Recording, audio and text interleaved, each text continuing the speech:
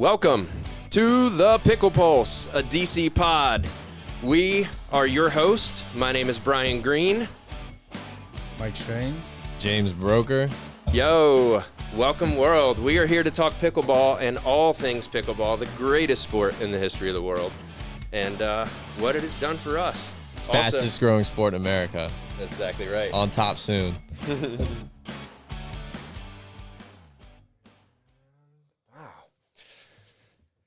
So what we'd like to do this first episode is just introduce ourselves, tell you a little bit about who we are, our pickleball journey per se, and then we wanted to get into the hottest topic of, I would say, December, November. When did they drop those gearbox paddles? Yeah, last month. Last month, okay, yeah. So since November.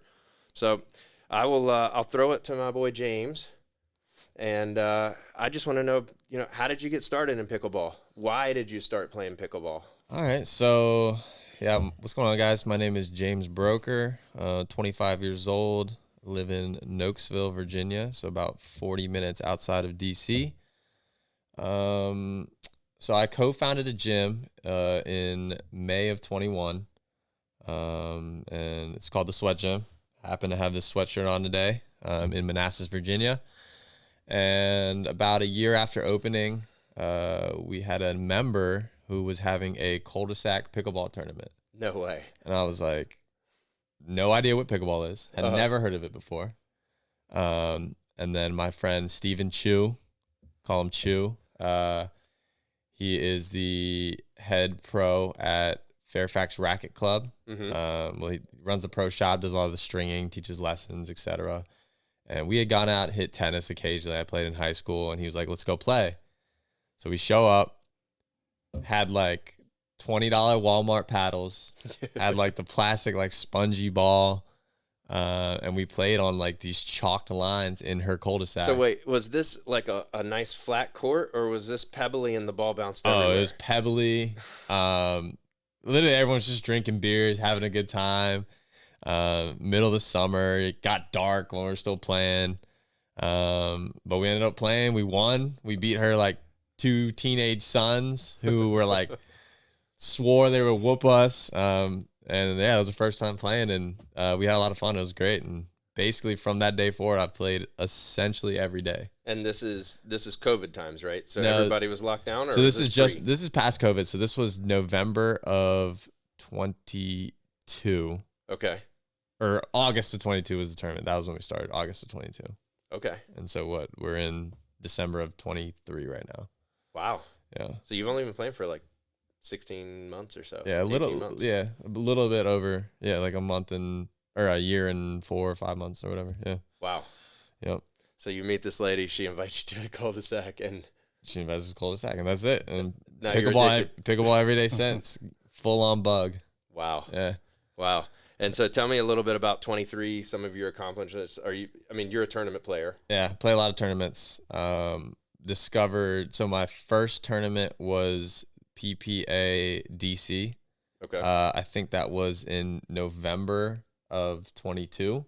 Mm-hmm. So like 2 months into playing, I played 4-5-5-0 singles there. You weren't in the 35 plus bracket. No, I was in that. I was in 19 plus. Yeah. And I think I went like 1-2. Maybe I went 2-2. But I lost my first round, and I won a couple in the back, I think. And then I played 3-5 mixed and went 0-2. Who beat you in the first round? Andrew Makovsky. Shout out my boy Andrew. Yeah. Nice. Yeah. And then basically been playing tournaments ever since. Played a few APPs, traveled to a few PPAs, and played Philly. Played APP Philly this year. Got through qualifying in singles. That's pro qualifying, by the way. Yes. Got to the main draw. Won main draw, so I went 1-2 in the main, which was cool. To get a main draw win. Didn't you play in Cincinnati too? Am I making that up? I played Cincy. I played 5-0 though. Okay. I played 5-0. Both singles and doubles. I won it. I won singles, yeah, and got silver in dubs. It might have been 4-5. Okay. Dubs. But yeah, so that was a fun one to travel to and play. But basically now, if I'm playing in like a a big tournament, I'll play pro, or at least try to qualify. Yeah. That's the goal, is to qualify. Dang right. Yeah. Dang right. And so, yeah, you kind of got ahead of me a little bit, but what are your goals kind of for 24? 24 is just going to be play every tournament that I can. Locals, definitely try to win those and try to get some money, and then use that to go play some of those pro tournaments. Just ideally get through qualifying, maybe pick up a sponsor. Sponsor would be really nice. Playing with a bunch of different paddles right now. That's crazy that you've won 5-0, you've made pro qualifiers, and no one has approached you. I guess some non-legitimate or very, very small paddle companies have come to you? I haven't put myself out there a ton. I know like you need to reach out to them too and kind of put feelers out there, but I've just been kind of head down, just working, drilling a lot, and playing with a bunch of different paddles to kind of see what I like. Nice. Well, look at the camera and wave to the world and say, sponsorship, here we come. Come on, give me some money. Let's go. Right. On the local tournaments and winning all those. Yeah, I mean, singles is there, right? Just trying to work on that doubles game, get that soft game, get more consistent. That's it. Nice, dude. Love it. Love the sport. Love the grind. It's fun. Yeah. No, James is being he's downplaying it, but his singles game is out of control good. When I just want the world to know that the first time I played you out at Chestnut Forks in singles, I won. And don't remember. It's the only game that I've taken off. Now he spots me 9, and I don't even get to 11. So it's not good. Yeah. How long after you started playing pickleball, you start going to Chestnut Forks? I'd say it was definitely still winter time, so probably like February-ish of 23. So like 5-6 months in ish, somewhere around there. And then I remember going to Chestnut at the beginning. It was like, dude, I can't hang with any of these people. I was getting in no games. I'd sit there off to the side and kind of watch people play. I'm like, oh man, one day I'll get to that top court. And you get the Chestnut no look. Yeah, it's like you're trying to put your paddle down. People like look at you and like kind of walk away. Yeah. So I've been through all that and just kept getting better, practicing, drilling. And now I can get in the games, which is nice. Love it. So yeah. Mike, what's your story, man? When did you start playing? I started in 2016. Okay. Yeah, damn. I've been playing for a long time. In the area, there weren't many places to play. You'd have to go indoor. You'd have to travel pretty far to get games. Especially like the better I got, after maybe a year or two, I started to really understand the game. But I was introduced by my mom. She had breast cancer, so she started getting more active. She was never an active person in her life, so she was in remission, and she started dancing. And then from her dancing class, she got pulled into a pickleball game. And so she tried it out, and for months she was telling us like, "Oh, this is so fun!" Like, Was this in like a gym? In a senior center type of setting? Exactly. And so I was like, oh, "Okay, sounds cool," but I never really paid her. I was like, "Okay," but I wasn't really interested at the time. Christmas comes around. I was like, "You know what? Christmas present. I'll go play with you for like 2 weeks." She's like, "Oh, like counting like 14 days." I'm like, "No, 2 weeks." I'll just try it out, see what it's like. And, I think it was at the Thomas Jefferson Community Center. They have like a rubberized floor, so it's a little different setting, but that was my first experience with it. And I'll never forget it. I played, you should have seen the paddles at the time. My mom was wielding an 11-ounce aluminum paddle. No. They don't make it anymore. Yeah, I think it was heavy. Holy cow. Yeah, it was a tank. I mean, aluminum too. It just has such a different feel. Smooth surface. Yeah, I was gonna say there's no grit. I could probably bring it one day. I want to see. She's got it all like it's got notch marks, and down the middle it's worn. I want to hit with that thing. Yeah, it's a tank. It's pretty funny. But yeah, she used to wield that. But I'll never forget it because I played against an older lady, short. Her name was Betty, 87 years old at the time, and she just had these strokes that were just like cross-court passing shots. And I'm like, what the heck? What's going on? Like, I don't understand this. Betty was giving you the strokes. Yeah. It was like going past me. I was like, okay, there's something to this game because like it's not as easy as it looks. So I've been playing there for like years. everybody's kind of just, it's still relatively new in the area. One day, one guy from, I think Seattle, we called him Seattle Mike. But he came by and he told us, he was like, he introduced the dinking game to us. And that's when I started to really pick it up and start to understand the actual strategy to the game. Mm-hmm. My game was soft too, because I don't have a tennis background. I have a soccer background. So for me, like running, positioning is more comfortable for me. So I had to learn, I think with singles, I had to learn how to like hit down, passing shots down the line, and driving the ball was like at some point a new thing. But that's how I was introduced to the game, and I've been playing for a long time. And my biggest thing, I like playing tournaments. I like traveling for tournaments. Yeah. My girlfriend and I will go and, find places to eat or, just have a good time too. But mostly, pickleball for me, obviously, there's a couple of my paddles up here, but, I'm really into like, I'm a paddle junkie. Like, yeah, that's an understatement. I mean, you probably have like 200 plus paddles in your basement. Man, we did a wholesale to somebody, local guy that he got, I think we gave him a good deal on like maybe 27 paddles because he taught classes. 100K. Yeah, so and these are paddles that like I've bought, that my mom has bought. I mean, my mom is of the mentality to buy a paddle and have a backup for that paddle and a backup for that paddle. Fair So, enough. just in case, Well, and your dad's a pretty good player too. I played. Yeah, he gets all the hand-me-downs. I don't think ever owned a new paddle. Oh, wow. Well, there's so many laying around, so. Yeah. So he's more on like the, use it till it's broken type of mentality, Like, fix it up. People out there that don't know Mike Strain personally, like he shows up to Chestnut Forks. He's got his Selkirk bag. Sometimes he has like a giant tennis bag.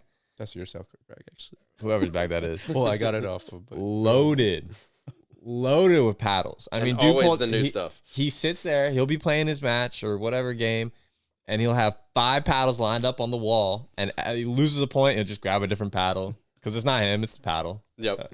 But this dude has every single paddle. It's just unbelievable, and he has them before they come out. Like, well, that was like I would say 5 or 6 months ago. I show up at the Ron bus right when it came out. I mean, I just heard about it, ordered it, got it right away. I'm show up. I can't wait to show it to Mike. I got something you've never seen, and he already hit 2 of them. Yeah, I know, right? Yeah, Come on. It's just unbelievable. Dude has the plug. I just I wish I did have a plug. I mean, it happened across them, or like just like interesting instances sometimes. Mm-hmm. I mean, the Gearbox has the kind of their own little story. I mean, there are paddles that like there's a couple paddles I have in mind too that I probably want to talk about too at some point. Yeah. Like Procanics came out with one that they had to recall and then re-released, and that was a really interesting one. When we get into it, like in some ways it's almost comparable to the Gearbox, current Gearbox. Interesting. Yeah, so save that before we get too heavy into that, because we're going to talk about the Gearbox today. I could go down the paddle hole. I just want to know, in 2016, was Paddle Tech around? Yes. Was that the top paddle? Yeah, it was, I mean, for our area too, especially, I think Paddle Tech and Engage. Engage was very popular. I mean, at the time, I think even 2017, all the pros were playing with the Elite Pro. Even like I would go up to, I don't know if it was in 2017 when I started playing a little bit with Paul Olin, but he was rocking the Elite Pro. That was 5 years before I even knew that pickleball existed. Well, you and the rest of the world. Yeah, dude. I mean, like, I have no idea what you're talking about. Yeah. It's just like way over my head. I think, the Elite Pro is kind of they still have the model. It's the EX, and that's why I believe it's called the EX, because it's modeled after the Elite, and the MX would be the Maverick. That's the one that Ben designed. Okay. So when Ben designed that one, it was just the same thing as the Elite Pro, but the elongated version that you commonly see now. Okay. Gotcha. So you fell in love with the sport from 2016. Yeah. You've been playing for a long time. And the funny thing is, when I first met you, you were like the guy. I was like, oh my God, if I could just play with Mike Strain, if I can beat him with all your crazy spins and the way that you played. I mean, you could tell that you've been doing it a while. And I think you were giving lessons at the time too. Yeah, there was a time where I was like picking up people for lessons, because it's funny because it relates to paddles. At some point, I like just hanging around, hitting the ball around. People ask me, sometimes they ask me if I would give lessons or something like that. At some point, I was like, you know what? I can hit around with a ball with somebody, I'm already doing this, and I can maybe make some money to fund my paddle addiction. So I kind of have now I have a pickleball Venmo account that I just purely keep for, if I have money in there, then I can buy a paddle. Yeah, It's like the one thing, the drug dealers aren't supposed to use their own product. Like you are just in there. Yeah. So a lot of the paddles sometimes don't get a whole lot of use sometimes, and I keep the ones that I like, or I have kind of a nostalgia attached to it, or maybe I got it as a gift. But almost all my paddles I bought. I do try to get some kind of deal out there, but I don't reach out to companies. Okay. But I mean, especially earlier on, I mean, when people notice oh, I'm really into paddles, and I started, playing with it, playing at a high level, noticing oh, what kind of spins and stuff I can do. I even all the different shapes. I would say I've influenced a lot of recommendations for people to buy things. And I still see my paddles, my used ones out there. So, so that was the first time I met you. I bought a paddle from you at Pickleballers. I don't know if you remember that. It was a long time ago. It was a gearbox. It was a gearbox. It was a gearbox, and it was their first edgeless paddle they dropped 2 or 3 years ago. Not the. You might have been playing with David McNally at Pickleballers indoors. Okay, because most of their paddle, even the ones that got popular when Ross was playing with one, those were all edgeless too. Okay, teardrop shaped ones. Yep. But I remember it gave me tennis elbow because it was so heavy, and so I quit playing with it. Brian, tell me your pickleball story. How did you get into it? Well, I have actually a really cool story in that I was introduced to pickleball probably around the same time, 2014 or 15. And you're still a 3.5? It's still a 3.5. No. Well, the funny thing is I was introduced to it on a surf trip. So I went to Nicaragua and it had some killer waves. And one of my the partners in the company I work for, Tom James, we make beautiful custom clothing. Look us up. He's a big-time surfer, and he found out I surfed. And so we've been going on surf trips together. Well, lo and behold, I didn't know it at the time, but he was a 5.0, and now he's a senior pro. And he was best friends with Kyle Yates. And so I show up in Nicaragua, and he calls me, and he's like, hey, man, I have the #1 pickleball player in the world coming with us to Nicaragua to go surf. And so Kyle showed up with his boy Parker, and they could barely surf, which is really funny because the waves are kind of legit there, and they were getting pounded. But the whole time, I mean, he was the Ben Johns at the time. He was the guy. Kyle was #1 for 3 or 4 years before Ben came on the scene. Playing, yeah. And then when I started playing, they were playing together at that point, I think. Yeah, okay, that's right. And so he was kind of the guy, but I thought it was hilarious, and I didn't think pickleball was a real sport. And so I called him Captain Pickleball all week and just poke fun at him. And he was totally cool. He didn't care. But the long story short is I heard about it, never did anything. And so my buddy all the time, hey, you should try pickleball. Didn't do anything.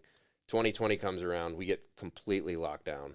I'm stuck in my house, and I'm in sales. I'm a people person. I like to be out moving. So I had to get out. And all of a sudden, my neighborhood builds these 4 tiny tennis courts.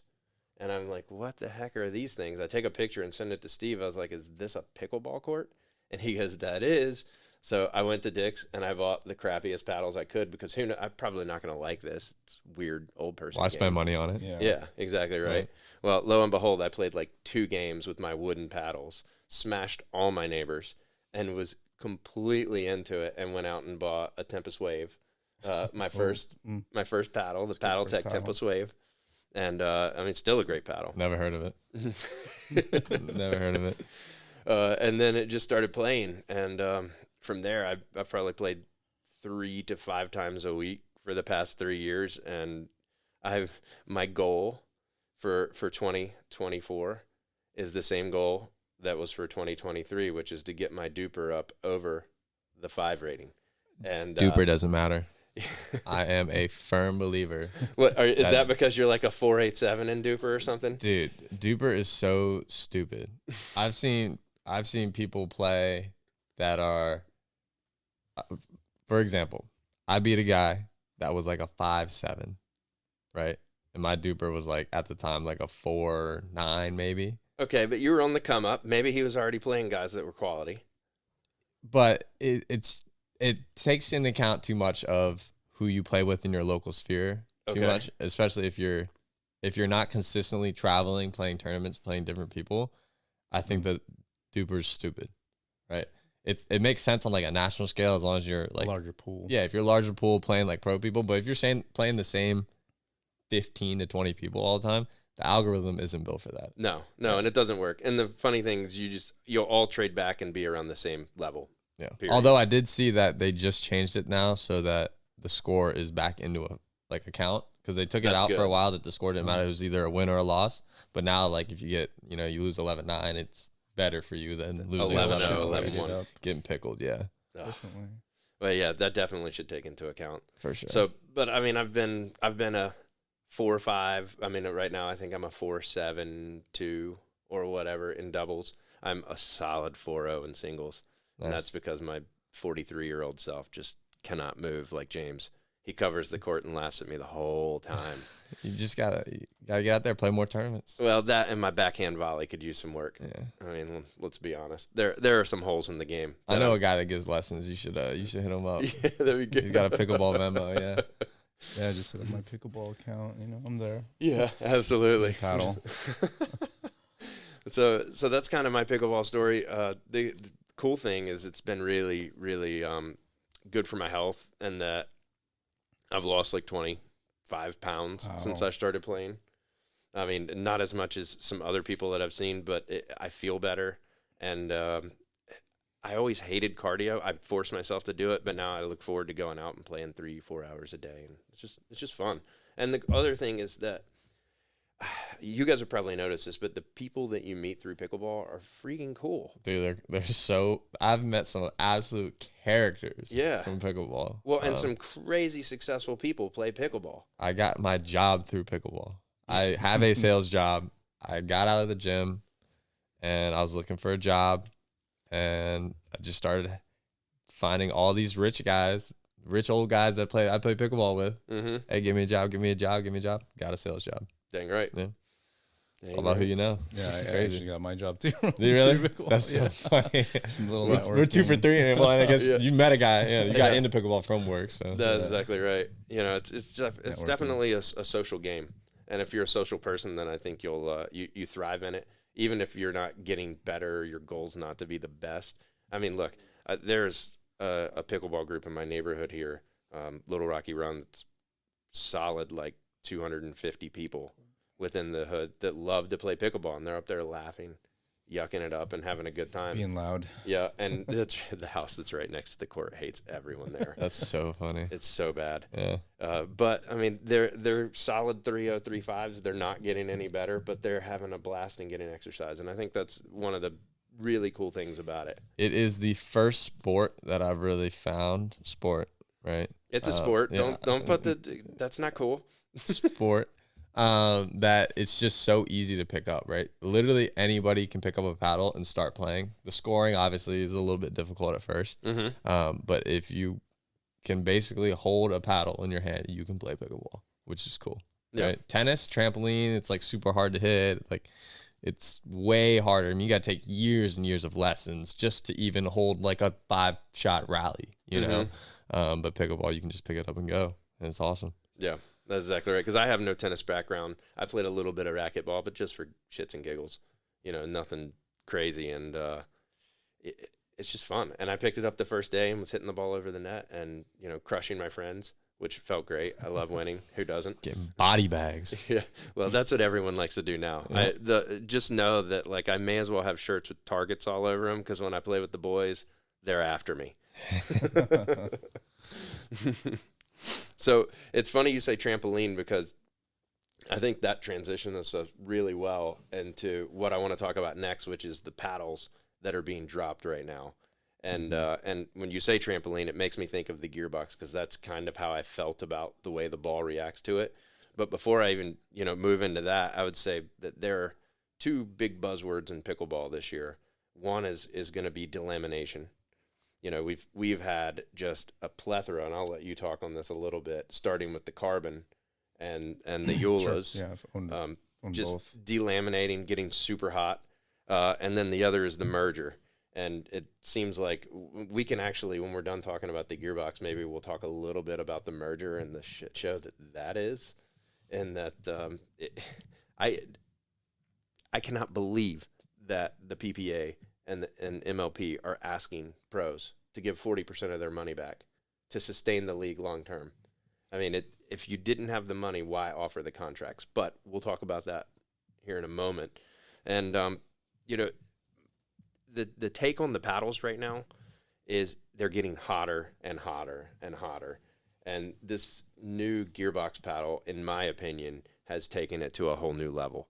And it's too fast. You either have to change the ball, and or if that paddle is going to be illegal, so that it softens the game up a little bit, or you need to take the exit velocity off of that paddle down, which I'm hoping they're going to move to that. But what are your thoughts on that, Mike? Yeah, I'm kind of on like I try to play both sides of the both sides of the issue. Now I want a solid opinion from you today.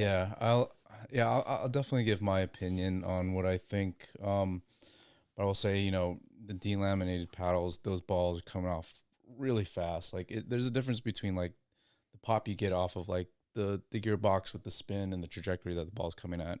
I think similarly, I've seen the same kind of top spin and kind of pop and speed off of maybe like a Selkirk Power Air. Okay. In some cases where the ball kind of has a little higher trajectory and can dip down really fast. Yeah. Now I've played by creating like shorter swings. The Power Air is the paddle I'm currently playing with. I love that paddle. I did like that paddle for about like 3 weeks until it started feeling, at least mine at the time, started hitting a lot differently. Pretty consistent. No, that's my biggest beef. You nailed it. And that it's a $250 paddle. Selkirk, I love you. Okay, I want to say you make quality products, but after about 3 to 4 weeks, the paddle changes significantly, and the grit wears off of it. Yeah. And at a $250 price point, I can't feel good about continually buying these guys. I mean, and that's the biggest issue with the paddles, right? Is the core. The core is made out of plastic. We all seen how long these balls last. These plastic balls in like 40-degree weather, maybe even early, lower 50s, they crack, and they can crack really cleanly.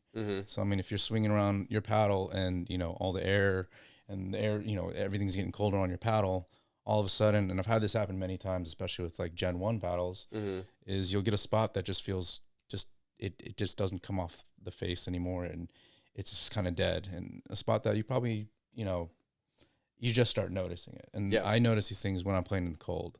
So I try not to play in the cold, but what I like about the gearbox is that through and through, it's a carbon fiber paddle. Like even in the inside, it's carbon fiber. Really? Like, yeah. Oh, I didn't know it's that. It's like a tube. Okay. I think there's a video out there. They cut it in half. I saw that video. Tubes, yeah. And I'm like, oh, like this is where all these paddles should be going to. I mean, they're not going to last forever. I mean, even the old gearboxes, they wear down in the middle. Okay, so you're saying it's a tube. So like there are straight tube lines going from north to south on the paddle? Yes. Okay, and versus most paddles are honeycomb, right? Yes. And so those things, the honeycomb is compressing and then breaking down over time. Yeah. Because of the way. So that's interesting, because if it's like that, then that explains to me why the trampoline effect. Because if you have a tube and it's compressing, it's bouncing back. It feels like it's really popping off of it. I think and I don't know, there's a couple things, like with the foam, right? It also has foam in there. That's something I did not know about the paddle till it was cut open. Okay. Just around the edges like the other ones? Not just around the edges, like between, like you have the slats of the tubes. In the power, you actually have sections. It's cut off in sections so that they say that where the ball hits on the paddle, the force is kind of localized to just that area, because it's with the old gearboxes, it was a straight tube. And so it's connected all the way down from the top to the bottom. If you hit it at the top, you're going to kind of feel it at the bottom, I guess. But since it's cut into sections now that are kind of separated, I guess, I don't know how it holds together in there. I think that's what the foam is for. Okay. All of that is like kind of localized, like it's like a mesh, like maybe like a baseball mitt, you have a weave or something. It just dampens it to that area. So I think you're getting that like kind of pocketing, and it's springing back. Okay. So you get that feel with it. Now, with the first one I got, I actually played within a tournament. And So which one was that? Was it the Power Pro? The Power Elongated. Okay. That one, it felt kind of stiff at first, was getting used to it. I was like, I like this. And slowly it started to break in. And about 2 weeks is when it kind of fully broken in, and it kind of has a really springy feel to it. But the difference with that paddle, and I've given it to other people to try, and what I do is I kind of watch how they hit, because I know how they, either players that have more brushy strokes or more flatter strokes. That paddle favors more compact, flatter strokes sometimes. And then if you're able to pull over the ball and get that spin, then it really favors the top spin. It's harder to brush, and I felt like that initially. Okay. Because I like to roll, I like to flick. Yeah, that's how you play, James. I feel like you brush the ball. Yeah, and I used the Warrior Edge for a long time. That's like the only paddle you've ever played with, I feel like. Yeah, I started with like a junk Eula paddle. I used the Warrior Edge, and now I'm on the Hyperion C2. Okay. But just recently. This is like 2 days. And I have the Power Edge in my bag that I will let you try later tonight if you want to. I definitely want to try it out. But my thing with the paddles is there's a lot of pop now, but I think the paddles definitely get a bad rap. The balls are like like the plastic on them is just like the Duras. They got so much pop to them now. Yeah. Versus, I mean, you saw at Nationals they played with the Franklin, right? Yeah. And that definitely changed the dynamic of the game. I think that the easy solution to like the whole paddle nonsense is just you can change the ball, and then I think the ball change will be a lot easier, and you can regulate that a little bit more, because there's only so much you can do with a ball versus the hidden technology inside of the paddle, right? But what kills me is there needs to be more, in my opinion, uniformity across the brands. So, I mean, for example, I just played with the Pro S1 by Selkirk this past weekend, and it was colder. It was like 45, 50 degrees, but that I was excited to play with that ball because Chris Olsen and Will Chang, those boys said they really loved it. They said you can bend it. I like it too. Yeah. Yeah. It dips more. I hated it. It was so rock hard in the cold, and it felt heavier like an X, but it moved really fast like a Dura, and I couldn't get very much feel. Did you have a Dura too or a Franklin at the time? Yeah, we also had a Franklin, and quite frankly, I preferred playing with the Franklin over playing with that because it was just so hard in the cold. It feels like a really thick plastic to it. Was it more like more used Franklin or like a fresh? Yeah, it was definitely a used Franklin. Because the thing I noticed with the S1 is I haven't played with a whole lot, but the times I've brought one of them out and hit with it, it does not like scrape up fairly quickly. Like it kind of maintains. Yeah. It's and it's such a consistent ball. I feel like you're not going to get these weird little soft spots. At least the short amount of time I kind of played with it, but I think that hardness too just kind of comes with the cold a bit too. Okay. Well, like side note, the funny thing is I was excited to play with it because I think that's the ball that the PPA is going to adapt. Okay. I think I heard that Dura's no more. They lost their contract. And so I think Selkirk has enough money to back up the truck, dump it in the PPA's lap, and then get their ball out there. With that BS warranty that they have on those balls, it's like you guys pay an $8 charge to send them back, and you guys send back 4 at a time. Yeah, and they only come in 4 if you're not breaking them. Yeah, it's like there's a lot of hype around the 1-year crack-free policy or whatever, but you're never going to get that money back. No. I respect the hustle. No. It's never going to break. Yeah. I respect the hustle. So, but getting back to the gearbox, I really wanted to talk about it because to me, I played a game or two. You let me play with yours. Yes. And it just feels so different than any other paddle. And the way the ball comes off is it's twice as fast, I feel like, than my Power Air. Yeah. And there's still like, it can be fast, but there's still an element of control. And that's the great thing about it is it does have this kind of element of control where you can still have a dinking game and play and really flick balls that like they look slower. I talked to a tennis player that he said he had a hard time playing against that paddle because he's actually trained to listen for the sound of the ball and then knowing the speed of the ball based on the sound, which is something I had no idea was really even a thing. But yeah, it's an interesting paddle. I mean, I'll compare it to the Fusion. The Fusion one is just like maybe a quarter inch shorter, right? Exact same specs. Um, I've had two of those because my girlfriend grabbed my first one, loved it, the shorter one, because it's way more maneuverable, even at a quarter inch difference. So I had to get another one, and that one didn't even need any break-in time. Like that was the first one I've ever felt, and I've had played with maybe a couple others and asked a couple other people how they felt about the break-in period. This one didn't even need a break-in period. Makes me think that maybe this one had a little more foam in it. Okay. But yeah, very poppy, springy. It's you're getting more out of it with a shorter stroke. Yeah. Is what I think. Well, I think counter-wise, is definitely where that paddle is going to exceed. Now, I just can't return the ball with it. I don't put enough spin on it. And if someone's hitting hard, like James pounds it to the corner. 3-5 activity. Yeah. Can't return the ball. Dude, am I like the new Chris Olsen on like 3-5 at best? Nice. Yeah. And Chris, we're friends.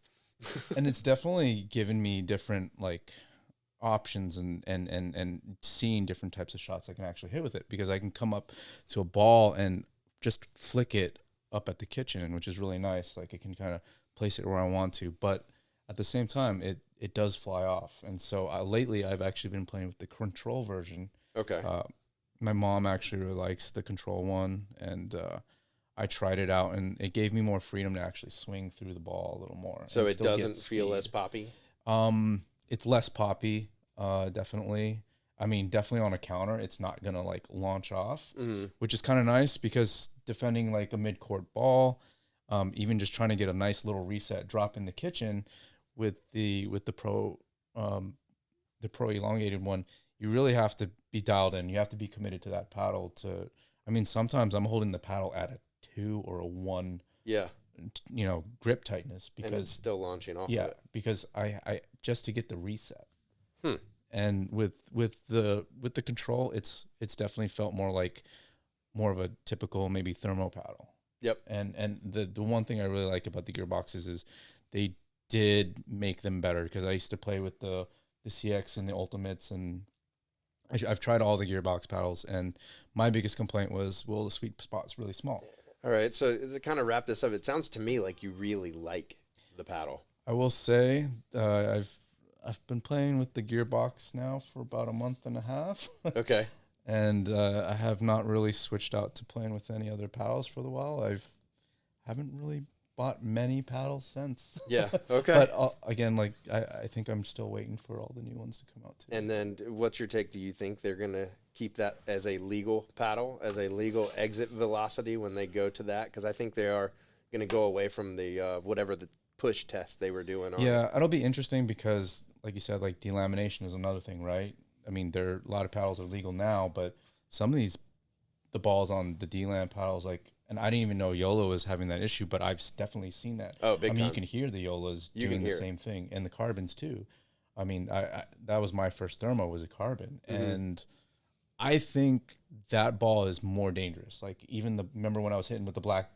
Were you around when I was hitting with the black diamond? Yeah, the black diamond. Not even the double. The single one? The fiberglass one. Yeah, well, that's the one I got. I remember that. It delammed. That thing was flying. I was at the baseline, and all I did was like, I'm just gonna hit a drive, and I'm gonna aim at your hip right here, and it's just so fast. Like, that's probably the fastest paddle I've played with, is the black diamond, and that to me is faster. It's just a straighter, faster. What happened to that paddle? Is that still like legal? Like, does any pros play with it? Like, well, the single black and the double black are both legal paddles. They just not once they delaminate, they're cooked. Oh, okay. And I talked to a guy recently who said that he's getting the double blacks and they're still delaminating on them. Yeah. I've witnessed that and talked to other people with that, and even the black diamond, like, it was delaminated and it felt great for like maybe a week or two, and I had that power, and then all of a sudden it started to degrade even more. And that's when I was like, it's not even really a fun paddle. And honestly, I wasn't really playing pickleball at that point with that paddle. Just ripping forehand. And the new Ben Johns, the new Yola paddle is doing the same thing. I mean, they really, like, I was playing a girl on Sunday night at our 4-5 plus drop in, and you could 3.5 plus. You could hear the paddle just the way it sounded, and it was coming off so hot, and it's not even fun. Yeah, even the gearboxes, they do make that like bassy sound. That's kind of the telltale sign of that type of power coming off of the paddle, is that having that deep bassy sound. And actually you'll even notice it even more with like even with Engage, is the big bassy sound when you let it up. I don't know if you ever get a chance to. I know a couple of guys that let up their Engage paddles, and it sounds way louder. And I mean, is that evident of a bigger issue where, like, you can add weight to the outside and change? Maybe could it be changing the properties of the paddle, given that like it's this deflection and you have a more mass around that surface area? I don't know. My personal take on the whole thing is I don't want the paddles to get so hot that it becomes dangerous to play without glasses, or we could all just dork it up with glasses like me. I mean, I have to wear them anyway, but the game was meant to be a finesse game, to drop it into the kitchen. And then, yes, I think hands are definitely a part of the new game, but once it gets to a certain point, it takes away from the ability to play the finesse, because the bangers are just going to try to rip right through you. The driving crash is real right now. If you've never done it, just go on YouTube and Google like 2017 5-0 national championship. I watched it. I could not believe the game I watched. It was just unbelievable. It's like 4-5. It's like 4-0s. No. I mean, it was just crazy how slow the game was. Yeah, it was all drops and dinks. Yeah, it was crazy. That's before like the carbon fiber, like the resin on top. Before they put any grit in the the top layer. Yeah, because like the grittiest paddles kind of were, I think at the limit were those Engage paddles, the fiberglass ones. The one that like the gel with the fiberglass on top, or that even is it the gel past that? No, it's like when they came out with when they started come out with the thick ones, the kind of white see-through Engage ones with the crosshairs. Yep. Yeah, those ones were at the time, like everybody was playing with that paddle. Yeah, that was supposed to be as gritty as you can get it. But now, and I mean, even when first that one came out, that was the first one I bought. It was awesome. And like skin came off and even then, actually, the first one I had, I think the core cracked or some kind of delamination at the time, and just the power that came off of that paddle. That paddle was awesome when it dropped. Yeah, I enjoyed it. It's an interesting topic to talk about, the power of a paddle, and and considering weight too. Yeah, I think. Yeah. Well, I want you to wrap us up, James. What's your take on the hot paddles? Do you like them? Do you dislike them? Bring the heat. Yeah, you're cool with it too. Get your hands up. Get your hands up. Everyone's swinging away. Get a compact like two-hander and just start swinging away at the kitchen. Bring the hands battles. Bring the action. That's what people want to see. So the 43-year-old guy, the old man, wants us to keep it soft. Train for 7 years and you'll be 50 plus. My hands are just not going to be fast enough. Just get low. Just get below the net. Then it will never hit you. Yeah, just hide. I mean, you got to pick your spots. You definitely got to be. I think if your dinking is good enough, you can get away with waiting for that counter, right? So you wait for them to speed it up, and then boom, you're biting on it. But if you can get your counters good enough, you're going to be ahead on that hands battle, right? Because usually there's one person that's a little bit ahead and one person is just blocking it back reactionary. So if you're that aggressor on that hands battle, you're going to win majority of the time. Okay. But yeah, bring the heat. It's fun. Yeah. There's nothing like a good hands battle and come out on top. That is awesome. Yeah, and I think that's fun to watch when you see those 6-8 shots where you're at the net and it's just pounding back and forth. I mean, that's why women's doubles is so fun to watch. And right just now. Swinging, teeing off. Crazy. Anna Bright is crazy. She's so swinging. good. Yeah. So I think it brings a lot of excitement to the game. It's better to watch. Someone scrolling through, like the TV channels, because pickleball's on TV now. We get Sports Center top 10s. That's right. Let's go. Let's go. But you don't see the SC top 10 of a great dink shot. No. Right? No one cares if you're just watching the boring dinks at the net. Everyone wants to see that fast game, or they want to see the ATPs, the Ernies, the cool stuff. So, faster the game gets, I think the better it is for the sport as a whole, for like publicity purposes, Well said. Well yeah. said. So the young guys want to keep it hot, and I want to slow it down so I can keep up with the young guys. Funny. Well, I think that's a great stopping point. So we're going to do 2 types of pods here, and one is going to be like this, where we're going to discuss some relevant and current things, as well as a lot of gear talk, because I think the pickleball gear is going to be consistently changing again and again and improving, and I think they're going to put some new restrictions on it as well. So we'll talk about it as it comes. And I do think we should maybe next time talk about the pain or not pain of the pros by MLP and PPA. And then the other ones that I'm going to do is I want to do a focus on the people of pickleball. And so I'm going to do some interviews, and actually this Sunday morning, I'm going to sit down with Jimmy Brown and Coach Pickles. Shout out Jimmy. Yeah. Himmy as we call him. He's Himothy. He's that guy. Amazing guys of the Arlington Iron Paddle crew.